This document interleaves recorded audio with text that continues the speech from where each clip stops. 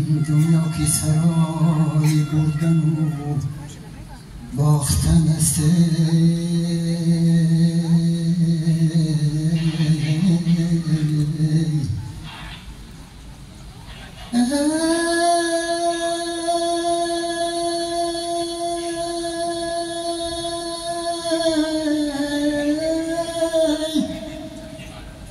دنیا که سرای بردن و باختن است، بهتر زی همه سوختنش ساختن است.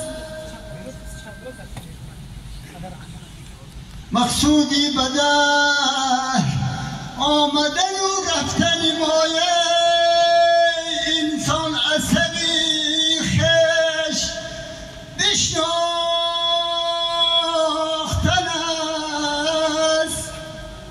با انسان اثری خش